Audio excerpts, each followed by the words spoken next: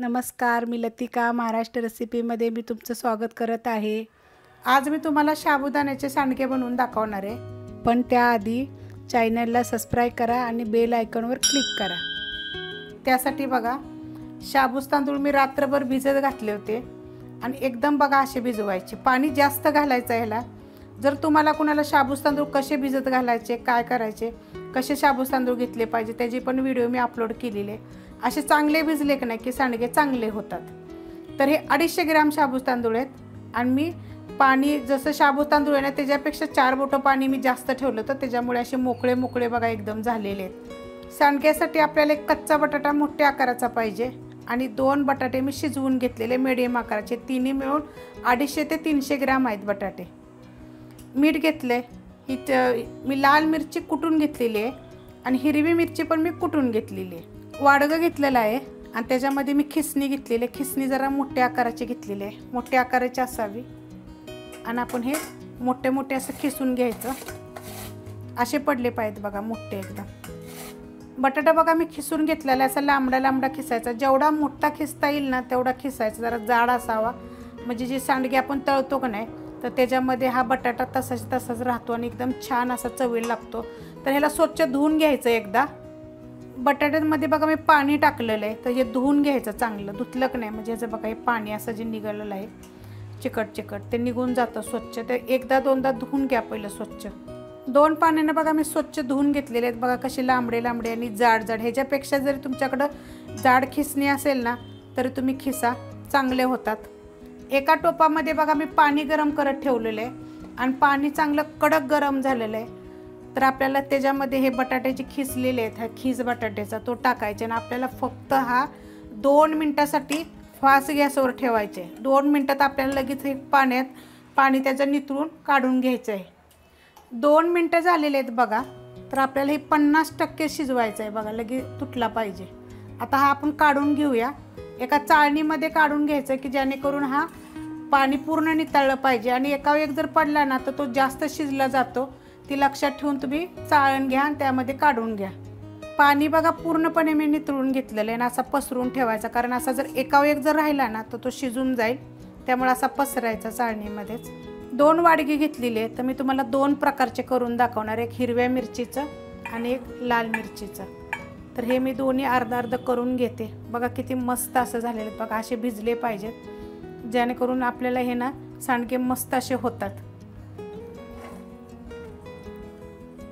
ताट घेतले आणि खिसणी घेतलेली, जे आपण बटाट्याचे शिजवून घेतले होते ना ते खिसून घेऊया, एकदम बारीक खिसायचे जेणेकरून आपल्याला त्या साबूस तांदळामध्ये मिक्स झाले पाहिजेत। अशा पद्धतीत बघा मी खिसून घेते।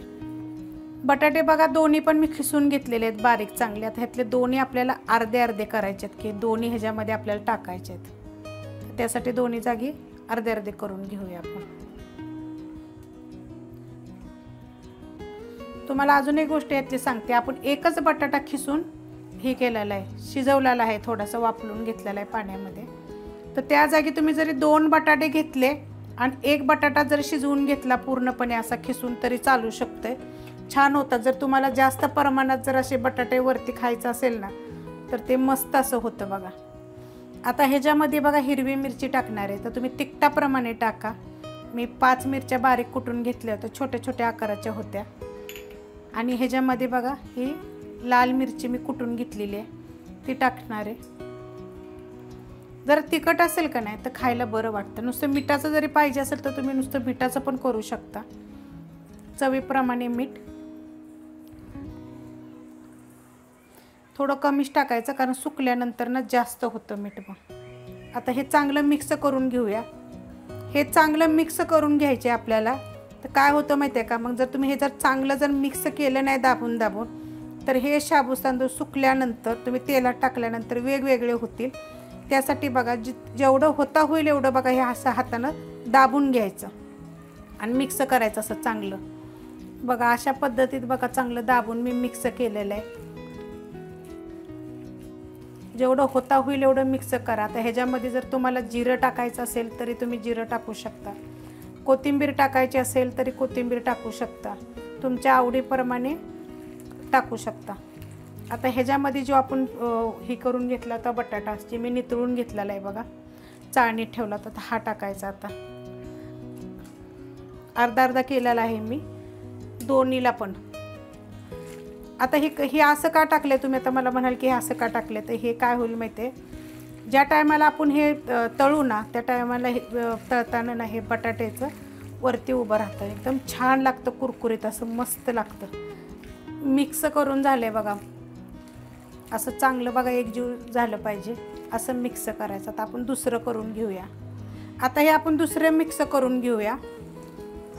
बघा एकजीव असं चांगलं केलेलं आहे, मस्त मिक्स झालं आहे बघा. हातानं जेवढं होता होईल एवढं तुम्ही दाबून मिक्स करा. आता हे टाकून घेऊया आपण, सगळं टाकून घेतलं आहे बघा. आता हे मिक्स करून घेऊया. फक्त त्याच्यामधलं पाणी चांगलं नितळा. जर पाणी जर राहिलं ना तर हे पातळ होईल, असं लूज होईल जास्त. तेवढ्यासाठी चांगलं चाळणीमध्ये ठेवा, म्हणजे पूर्णपणे पाणी नितळून जाते. मिक्स करून झालेलं आहे. तर आता आपण बनवायला घेऊया. हातावर बघा 2 थेंब मी तेल घेतलेलं आहे. एकदम थोडंसं तेल घ्यायचं, जास्त प्रमाणात तेल घ्यायचं नाही आहे. आपल्याला हातानं सांडगे बनवायचे, त्यामुळं असं हाताला थोडंसं तेल लावून घेऊया. आता बनवाय घेऊया बघा. हाताला तेल लावलेलं आहे आणि हलक्या हातानं आपल्याला हे घ्यायचे, जोरात दाबून असे करायचे नाही. जसे हलके जेवढे सोडाल ना तेवढे आतून पोकळ राहतात आणि छान होतात. असं थोडंसं घ्या, जेवढं तुम्हाला घेता येईल ना तेवढं एकदम थोडंसं घेऊन केलं तरी. हे बघा असं करायचं पुढं, आणि एकदम छोटे करायचे आहेत, कारण की म्हणजे सुकल्यावर तर अजून छोटे होतात. बघा असे पडले पाहिजेत.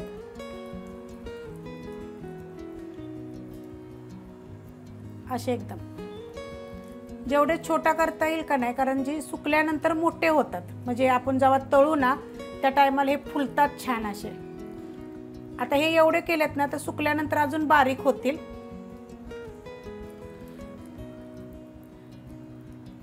नाजूक हाताने घालायचं. जे आपण आता ते हे टाकलेलं आहे ना, खीस टाकलं आहे ना, त्यामुळे बघा आपल्या बोटा बरोबर येईल. तरी सुद्धा असं हाताने करायचं आणि सोडून द्यायचं, चिटकून जातं ते.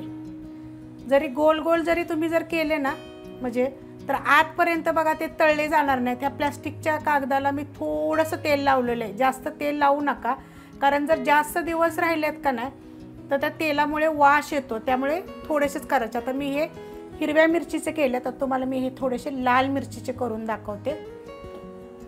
हे बघा असे